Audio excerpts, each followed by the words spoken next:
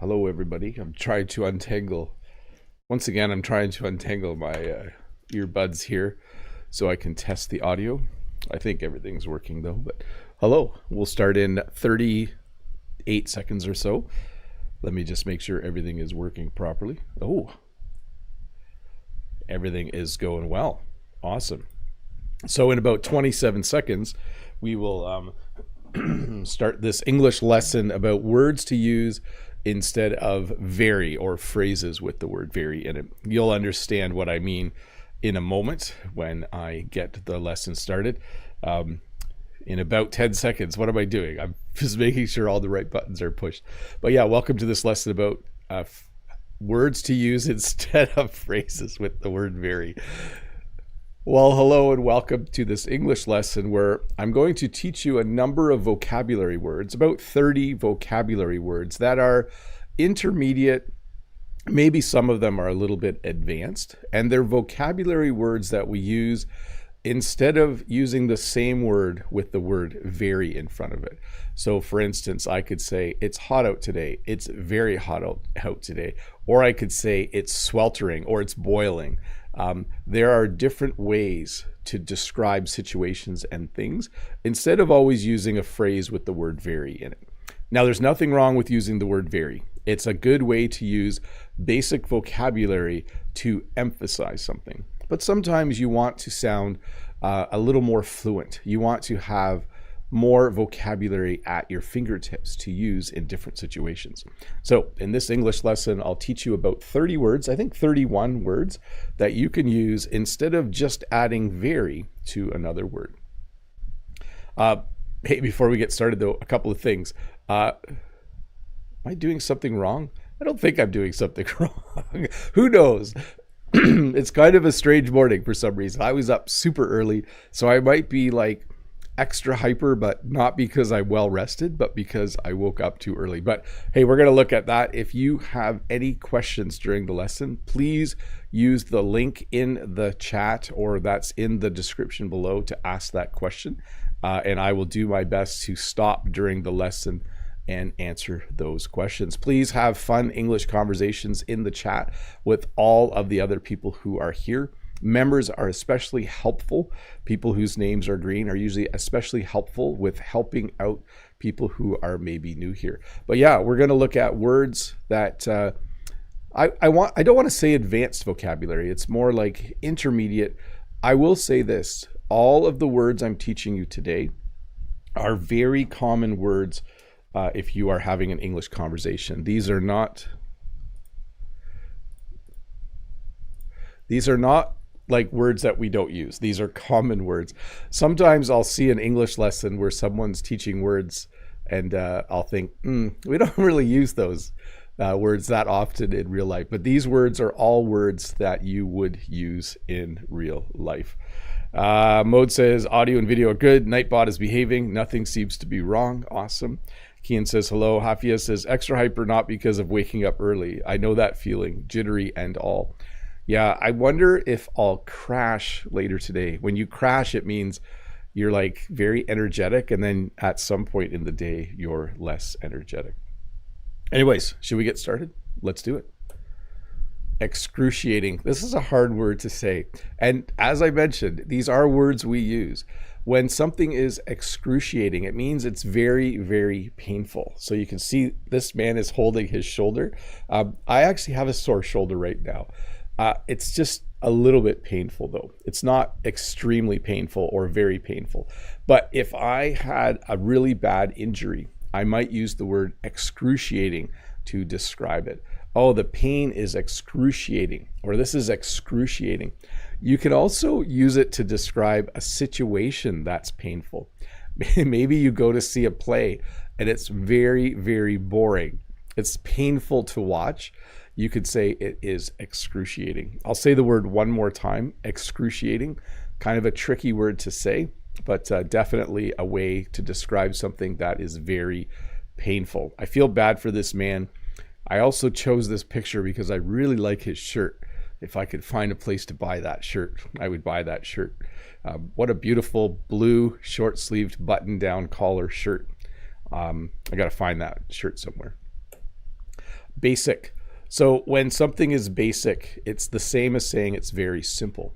If you are someone who likes to do exercises, one of the basic exercises, just let me fix this for a sec. For some reason, oh, that's from the quiz last week. A very basic exercise is the push-up. If you were to start exercising, walking is a very basic exercise, a very simple exercise. Push-ups are a basic exercise. They are a very simple exercise. And if you want to know what the opposite is, it's complex. I don't know what this guy is doing. I don't think I could do this, but this looks very difficult. When something is complex, it's the same as saying it's very difficult. This looks like a very complex exercise to me. I think it's some sort of modified push-up. I'm not 100% sure. But if you were a beginner English learner, you might describe this as a very simple exercise. You might describe this as a very difficult exercise. But it would be better to say this is a basic exercise or this is a complex exercise. It's good to have a little more vocabulary. Wicked. So when something is evil, I put a picture of a black cat here. This is not the same as a black cat crossing your path, so don't feel superstitious. When something is wicked, it means that it's very evil. So in the world, we have good and evil. There are good people and there are bad people. There are people who do bad things. They do evil things. If you were to describe a very evil person or a very evil situation, you would use the word wicked. So the total opposite of bad, actually worse than bad, is how I would describe wicked. Spacious. Excuse me. There, that's better. When something is spacious, it means it has a lot of room in it. It's very roomy. Now, I thought when I made this slide, these might actually be two new words for you. But when you buy a big van or a big car, when you get inside, you might say, oh, it's very spacious in here. It's very roomy in here. It means you can stick your elbows out and not hit another person. This is definitely a very spacious room. This room is very roomy. Hopefully that doesn't confuse you. But definitely when something is like this, there's lots of room to stand. There's lots of space between the couches. There's really high ceilings. I would describe this room as spacious, and that would be a better way than saying very roomy. And then the opposite, cramped. So I don't know if you've ever gone to university or visited someone at university who lives in a small dorm room. A dorm room sometimes is very, very small. It's not spacious, it's cramped. So when we say a room is very small, when we say it's cramped, it means there's not a lot of places to put your things and not a lot of room to move around. It's the opposite of spacious or very roomy. So definitely when my son was at university, I thought his dorm room was cramped. It was very small. He couldn't have a lot of stuff, which was probably a good thing in the end. I would assume that that was a good thing, because the more stuff you have, the more stuff dad has to help you put in the van when he picks you up from university. I'm the dad in that situation, by the way. Intelligent is a way of saying very smart. You might know someone who maybe you went to school with and they always did really well. They were very smart. We would simply say this person is intelligent. I'm pretty sure you know this word. Maybe a word like cramped was new. Maybe this was a new word for you. Hopefully you know this word. There are a lot of word friends in other languages for this word. So intelligent, intelligent en français. So hopefully it's familiar to you and simple. But if someone is really, really smart, if they're very smart, you would describe them as intelligent. If someone is very weak, we often describe them as frail. Frail is a word we often use to describe older people, people in their late 70s or late 80s. Certainly by the time someone is in their 90s, if someone lives to be 90 years old, we would probably describe them as frail. They might need to use a wheelchair. They're very weak. It's hard for them to walk long distances. It might even be hard for them to walk. It's hard for them to lift things that are heavy. So we would say that they are frail. My mom is older, but she's not frail yet. She's still a pretty strong lady. I think because her and my dad worked on the farm for so many years, she's still very strong. But I imagine, as with all of us, someday she will be weak. Some days she will very weak. Someday she will be frail. Someday, if I live to be 85 or 90, I will probably be a little bit frail. Sometimes you go somewhere and it's very busy. The best example for this, I think, would be Christmas shopping. When I go to the mall, it is bustling. Let me say that word again. It's a little tricky to pronounce. Bustling. So when I go to the mall around Christmas time, it is bustling. It is very busy. There are people everywhere. Sometimes you have to wait in line to buy things because it's so busy. But definitely a very good way to describe a very busy place is to use the word bustling. And sometimes you'll hear them say, like, Toronto is a bustling metropolis. So bustling is used to describe cities, like lots of people walking around. Timid is used to talk about someone who is very shy. When someone is timid, they don't want to speak on the phone. Maybe they don't like making phone calls. Maybe they're a little bit shy. Maybe they don't like speaking in public. They're a little bit shy and maybe they don't want to talk in front of people. Maybe there's someone that they like romantically, but they're very timid. They don't have the courage to give them a call. So when you are timid, it means to be very shy, but it could also be to be a little bit afraid, right? You're nervous, you're afraid, you're shy, all of those kinds of things. And then it prevents you maybe from doing something that might be good for you. So if there's someone that you like and you're afraid to ask them out on a date, if you're someone who's single, maybe just do it. Take a chance. That's my relationship advice today. What's the worst that can happen? They could say no. Oh, well. Brief means very short. Sometimes at school, they'll say all the teachers go to the staff room for a brief meeting. That means we're going to have a very short meeting. It usually doesn't end up being a brief meeting. When a whole bunch of teachers are together in a room for a 5-minute meeting, sometimes it ends up being a 20-minute meeting. But when a meeting is brief, when you talk about a brief moment in time, the word brief means very short. So sometimes you have a brief amount of time. Maybe you have a meeting and the person says it's going to be brief, and then you cross your fingers and hope that it will be brief. You hope that it will be very, very short. Hey, let's look at some questions. I want to say hi to the 284 people who are watching. Oh, 301 people who are watching. Sorry, I got that wrong. Very cool. Let me do an audio check. Awesome. Let me get a question up on the screen. Let's see here. From Ruslan. Ruslan's track record for having the first question is pretty good. I think you're winning, Ruslan, on that category. Ruslan says, hello, dear Teacher Bob. I thought you were a very good teacher, but you are an excellent teacher. Have a sunny weekend, sir. Oh, I added the word teacher there. But yes, thank you very much. Yes. The equivalent word for very good would be excellent. Although I do remember as a kid, there was like good, very good, and excellent. For the cows, they would get ranked for how they were. So excellent was actually a little bit higher than very good. But in English, Ruslan is correct.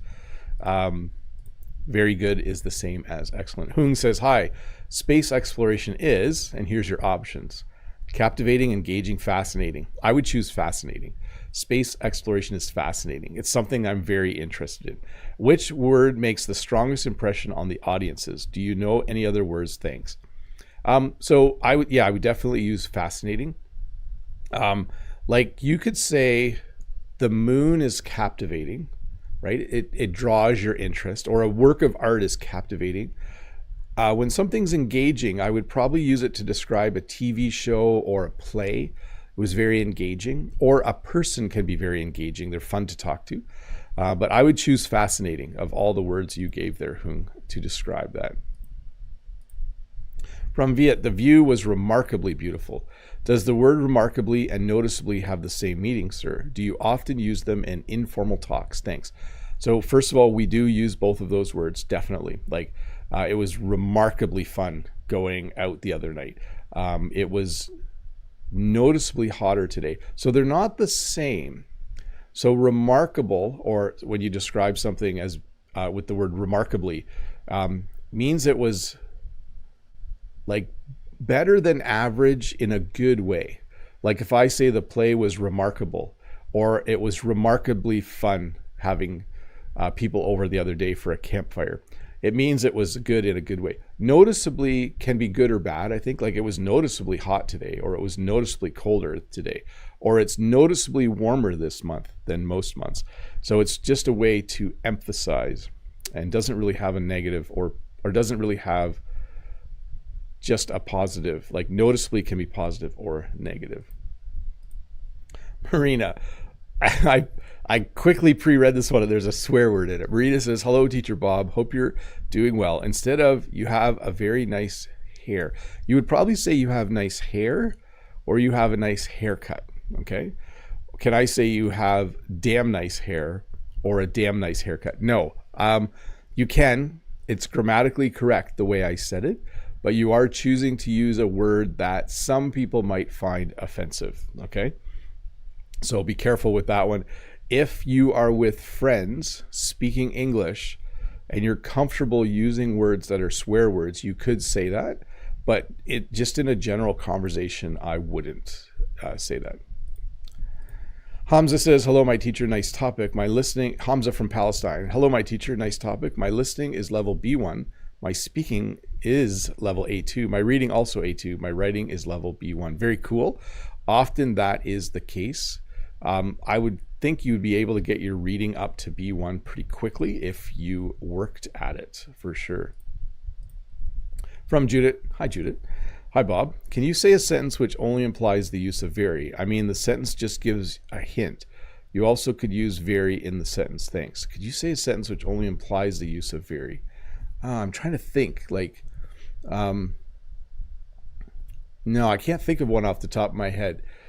Like when you say something is like excellent, when you say something is, you're not implying the use of very, but you're using a word that replaces a phrase for it. So sorry, I'm not going to be able to answer that one. Let's see what the next one is. Let me have a sip of water too. Sorry, Judith. Finn says, you know what? Bob's indeed a teacher. Which word would you pick to describe yourself? Great, pleasant, superb. Could you explain why? Any other word to describe? Thanks. So it's not very humble if I say I think I'm a great teacher. I do think I'm a pleasant teacher. I think I'm kind and I try to be nice to my students. I think it's for other people to decide, though, if I'm a great teacher or a superb teacher. Keen says, hello, Bob, excuse me, is frail and fragile the same word? So initially I would say this. I would describe a person who is weak as frail. I would describe a thing that breaks easily as fragile, okay? And I think some people say fragile. I say fragile. I don't know what the most common pronunciation is.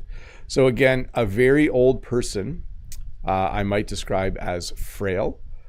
And then if I had like a glass vase, I might say, oh, careful, it's very fragile. Now, you could use fragile for older people too. But to me, that's a safe distinction for an English learner between the two. Let's see here. One more question and we'll get back to the lesson. Irina, Bob, I want to ask, is it right the term insecure has the same meaning with anxious?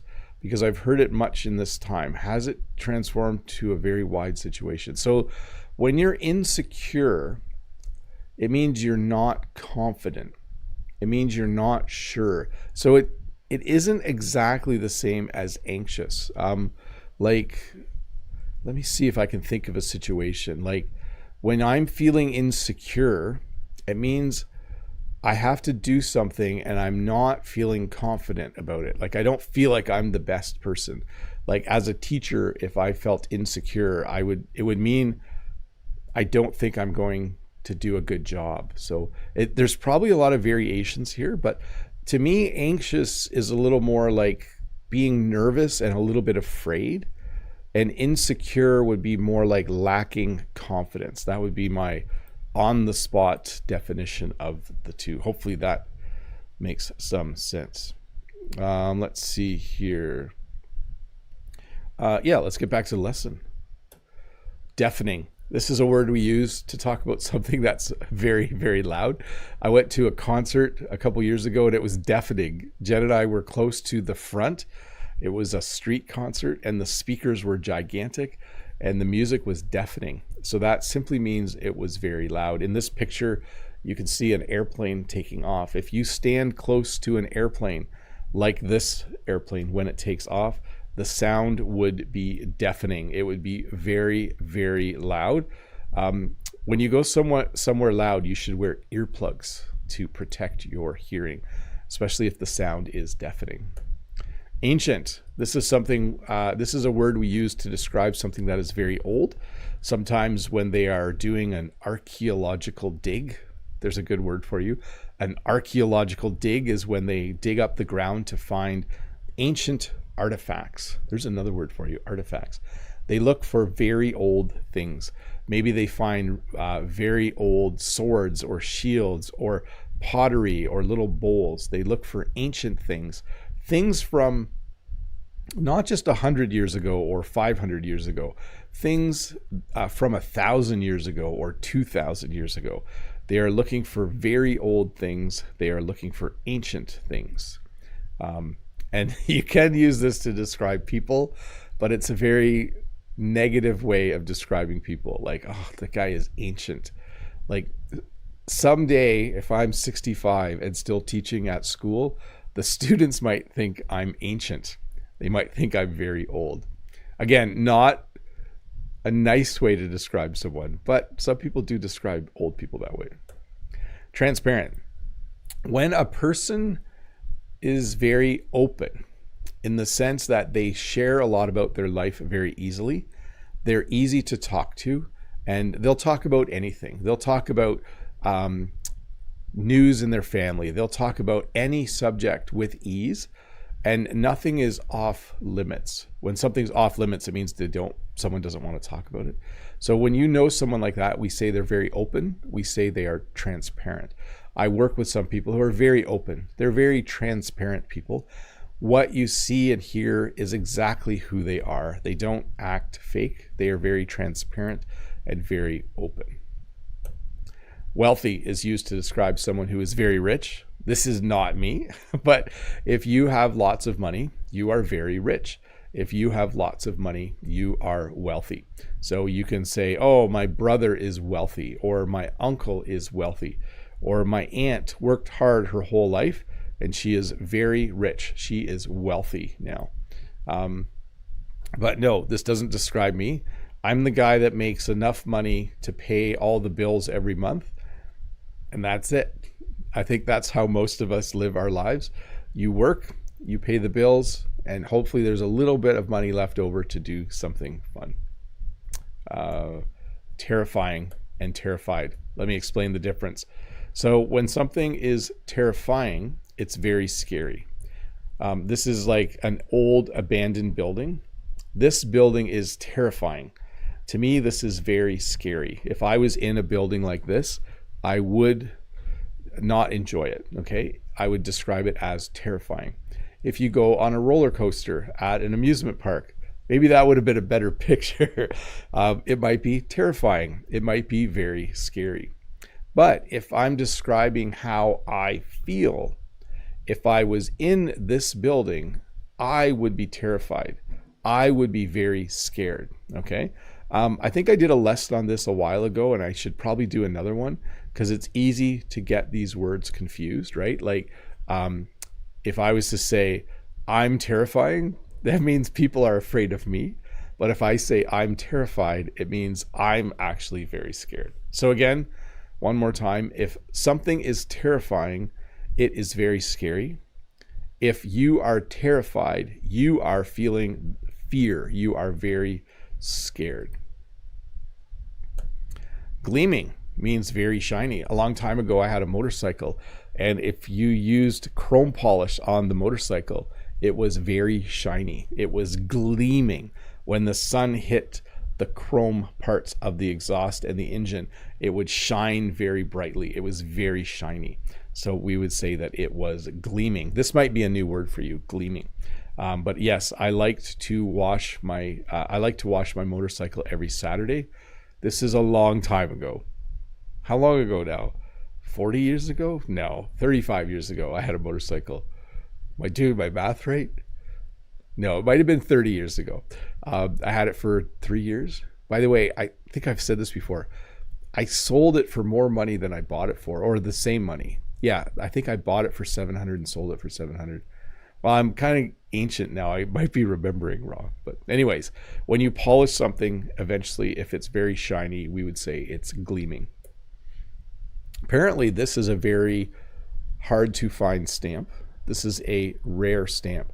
When they made this stamp, they printed it and the airplane is upside down. I don't know what this stamp is worth. Let's find out for a sec. Upside down Jenny airplane stamp. Yeah, I think that's what it's called. Oh, it's worth $1 million, I think. That's a lot of money, eh? Anyways, when something is hard to find, we say it's rare. We have a little plant called a clover that grows here, and it has 3 leaves, but sometimes you can find a 4-leaf clover. They are very hard to find. They are rare. Good English teachers are rare and very hard to find. No, that's not true. There are a lot of good English teachers in the world. I'm just making a little joke there. Sweltering. This is a great word for what we've been experiencing here. We have had a week of sweltering weather. It has been very hot here. I think if it was the middle of summer, I wouldn't consider it hot. But because it's early in the spring, middle of the spring, when it's 28, 29 degrees Celsius, it feels quite hot. So right now it is sweltering. Well, it's morning here, so not quite yet, but we're supposed to have another sweltering day, another very hot day today. So there's another way to talk about very hot, and it's the word spicy. So when I eat chicken wings, or when I eat certain kinds of food, it has a lot of spices in it. It has a lot of peppers or hot sauce in it. And I consider that food very hot. I consider it spicy.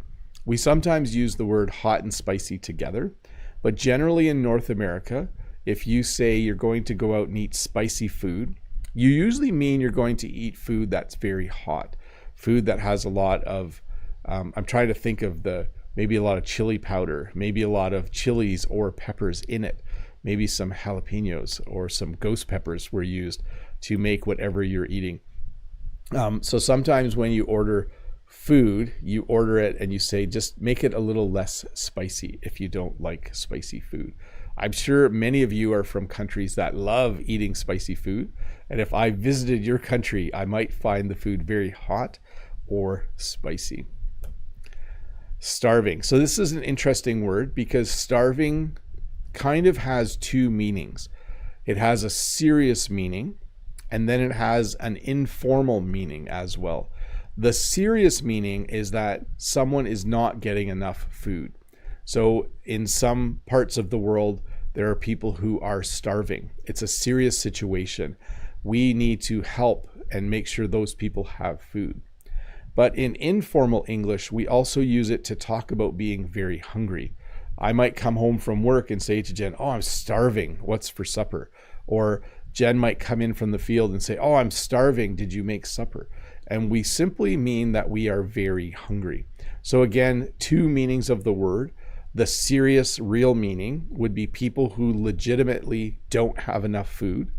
And then the informal usage is to say that you are very hungry. So sometimes I get up in the morning and I'm starving. I'm very hungry and I will eat right away. I will eat as soon as I get up. Captivating. Do we have this word earlier in the chat maybe? When something is captivating, it is very interesting.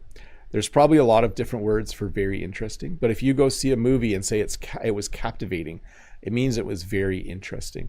If you go watch a street performer juggling on the street in the downtown area of your city, you might say it's captivating. It's very interesting to watch. When we teach on YouTube, we try to be captivating. I try to be very interesting so that you enjoy watching the video and you're able to learn about that. Sorry, I just lost my train of thought there. So and you're able to learn about what's in the video. I was reading the chat while teaching. I shouldn't do that. Huge, enormous, gigantic. There's a lot of words for very big. These trees, I think, are redwoods, and they are some of the biggest trees in the world. They might be the biggest trees, and they are huge. They are enormous. They are humongous. They are gigantic. They are very big. So a lot of ways to talk about things that are very big. Gargantuan, is that another word? But yes, huge simply means that something is very, very big. I've never seen these trees, but this is on my list of things I'd like to do in life. I'd love to go to California and see the redwoods. Okay, let's look at a few more questions, and let me turn on members only chat. Give me 1 second here. Members, save. I do want to say hi to the 334 people watching. Good, healthy amount of people this morning. Hi to Brent. See you in the chat. Let's see here. Oh, I see. Now I understand Brent's response. Hey, I chatted with Brent yesterday. We are firming up possible plans for me to go visit him. What was my last few dates? I can't remember. Sometime in July. You'll know when you know. But I have to kind of finish my school year off. Brent is apparently done earlier than me because I know he's heading out on a trip in a little bit as well. But I will be seeing him in July before my birthday, which is in either July or August.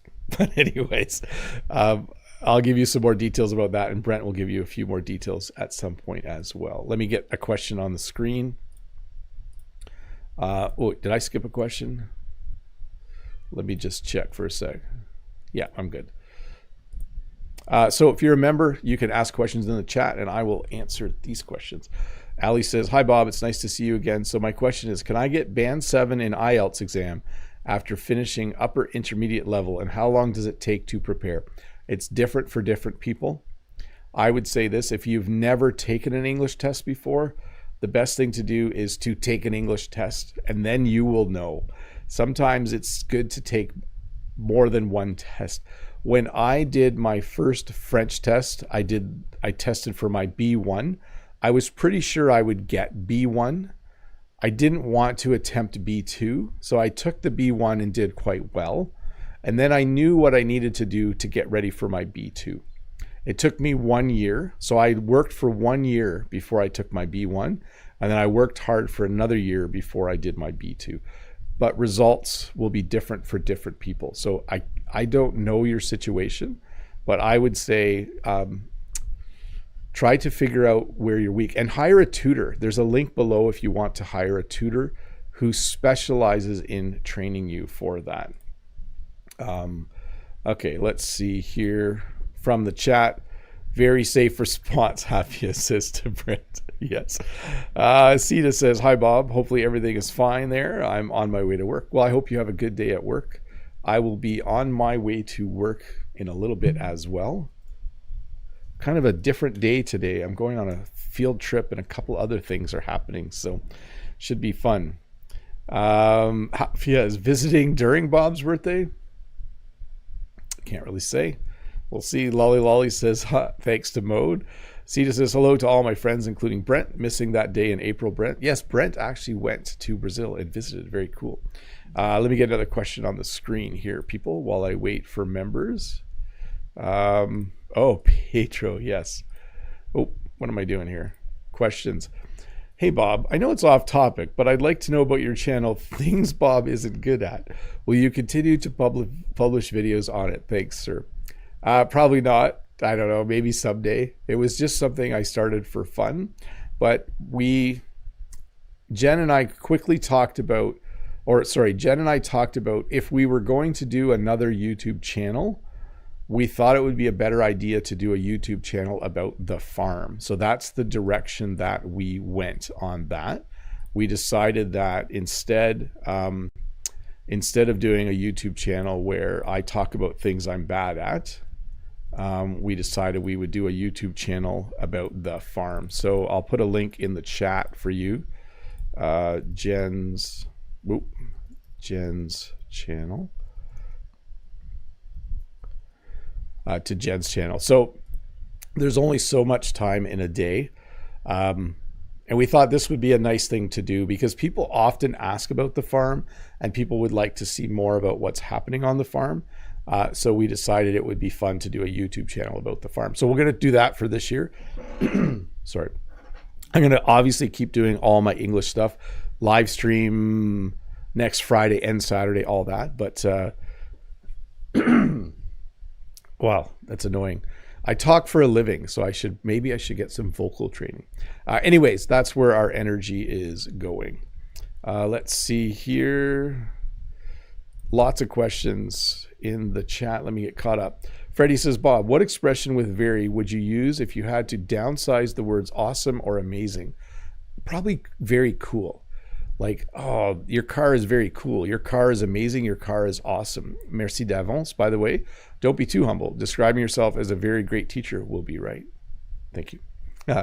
Michael says, hello. Hi, Michael. Wanda says, hi, Teacher Bob. Could you explain the expression in very truth or very thought, etc.? Thanks a lot. You know, the very truth of it is, or the very thought I had, it's just to emphasize. The use of very there is just to make the word truth or to make the word thought more defined, I guess. So, you know, the very truth of the matter is that I like having my hair short, or the very thought I had at that moment was that I was going to say hello. So it's just an emphasis. Zeeve's talking to Lolly. I'm linking to Jen's channel. Madi says, hello, Bob. Can we use very with some adjectives? I heard some teachers say we cannot use string adjectives. So yeah, like you can use it with big, you can use it with large, you can use it with loud, like it was very loud. You definitely can. You can use it with adverbs as well. You can say he did it very slowly. He was trying to think. I was going to say he was a very kindly gentleman, but that's a very formal phrase. I would probably say something like he did it very quickly. He did it very slowly. Let's see here. Brent says, Bob might not be visiting during his birthday, but he might be here during Canada's birthday. Yep, depends on how things go. I have to, my school year isn't done till like June 28th or something crazy. I'm jealous of Brent, but I think he starts his school year earlier than me. Lolly says, I'm okay, thanks, Zeev. Hafiez, Canada's birthday. Mode says, hey, Mr. Bob, just want to be clear on something. Is it common to use very with these adjectives because they kind of already have very in the meaning? Yeah, but we do, every word I'm teaching, you can also add very to it as well. So if I say that he was very weak, and then I say he was frail, I could also say he was very frail, which would, like, I'm increasing the extreme or the amount of frailness, right? Like I could say, let me think of another one. Like it was very loud. It was, no, that's not a good one. He was very rich. He was wealthy. He was very wealthy. So I'm kind of, each one is more than the one before. I think that's what you were asking about. And lanky means just very tall or very tall and skinny. It would be tall and skinny. Yeah, lanky would be like slender, tall, and skinny. Haven't heard the word lanky for a while though. Hafiez says, is it ironic to the lesson if we use very in front of the words replacing very? Yes, you can do that. And again, I just kind of explained it with Mode's question there. Madi, oh, just noticed the title topic. Sorry, Bob, I shouldn't ask the previous question. I missed your previous question. Oh, no problem. Hafia is off topic, but Bob has bright, deep blue eyes. They're blue-green, depending on what I wear. If I wear a blue shirt, my eyes are blue. If I wear a green shirt, they look a little bit green. Brent says, June 13 is our last day. We usually start around August 25th. Yeah, and I don't start till after Labor Day. So I think that's fair. I think it's fair. Let's see. Let me get another question on the screen here. Alicia, there are other adverbs that we can use instead of very? Really? Yes. So you could say, oh, it's a really big tree. It's a very big tree. It's an extremely big tree. There's a lot of different ways to mix and match those words for sure. Good point, Alicia. Talking about spicy food, what's the difference between savory and piquant? So savory would be like those yummy flavors, like salty, like a soup can be savory. A dish like stew could be really savory. Piquant would be like a little spicy hot to me, I would say. Thank you for the super stickers, Sue Tazini. Very nice of you. Thank you very, very much. Hafia says, get that summer body ready, Brent. There, yeah. Summer is a nice time of year for me as well because I'm more active and I tend to be a little more slender by the end of the summer. Last question here, and we'll get back to the lesson, and I'll do some chats. Let's celebrate. What is this? Is this something new?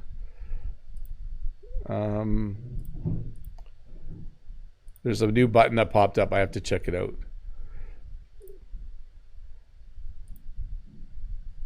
Yeah, okay. So there's a super chat, and then there's like, let's celebrate. Well, I guess it's like we should all heart it or something. There we go. I'll have to figure out what that actually means. Jamal, hi Bob. I really enjoy all your videos. Very helpful. By the way, how can we say very helpful without using very? Thank you. I don't think there is one for that. Like, he is very helpful. These lessons are very helpful. Yeah, in that situation, I can't off the top of my head think of a different way to say it. Let me turn off members only chat, and we will finish off the lesson. Hey, if you're one of the 300 people watching, don't forget to click that subscribe button. You will get notified when I do a lesson or when a new video comes out. What do we got left here? Very small, tiny. So seeds are very small. They are tiny. Some of the seeds we plant are very, very small. Some of them are tiny, and they're hard to even see in your hand. Jen sometimes uses a toothpick with water. She'll dip the toothpick in water, and it will pick up a tiny seed or a very small seed. And I do want to add here, like, you can say a seed is very small. You can say it's tiny. You can say it's very, very small. You can say it's very tiny. All of those work, and all of those are correct. Cruel. If someone is cruel, it means they are very mean. You may know someone like this. In my life, I have met a few people who are just cruel. They are very mean. They don't treat animals nicely. They don't treat other people nicely. They are just not nice people to be around. They are very mean. They are cruel. Or sometimes things are adorable. This tiny little rabbit is adorable. It is very cute. When I showed Jen this picture yesterday, she said it was a perfect picture for this word. This is an adorable bunny. This bunny is very cute. I think it's a baby bunny, isn't it? I don't know what the name for a baby bunny is, but it definitely is adorable. It definitely is very cute. Awful. So this is a pretty general term used to describe something that is very bad. This kid looks like he took a sip of that drink and he thinks it's very bad. He thinks it's awful. The taste was very bad. The taste was awful. And he certainly didn't like it. I'm sure that's the face I made when I was that age. Also, that is a nice shirt. That when I was a kid, I wish I had shirts like that when I was a kid. I think I might own that shirt in the adult version, but nice shirt, kid. He has great taste in shirts. When you are cautious, you are very careful. This person is wearing hearing protection and a hard hat. This person is being cautious. This person is being very careful. They probably work somewhere where they need to be safe. They need to make sure that they are protected. And so in order to prevent injuries, they are being cautious. They are being very careful. They're wearing a hard hat and some ear protection. I would say good job to that person. Certain. When you are very sure of something, you are certain. Let me see, I'm trying to think of the last thing I was certain about. I was very sure that, I guess I'm not sure. I was very sure my lesson would go well yesterday. I was certain that my lesson would go well. And this is just a little joke. I'm not arguing. I'm just explaining why I'm right. That's, I think, a funny little saying. Let's see here. Oh, freezing, very cold. I should have put this slide up with the sweltering, but sometimes in the winter, there are days where it is very cold outside. It is freezing outside. Sometimes Jen comes in after she goes to the barn in the winter in the morning and comes in and she'll say, it's very cold outside. It is freezing outside today.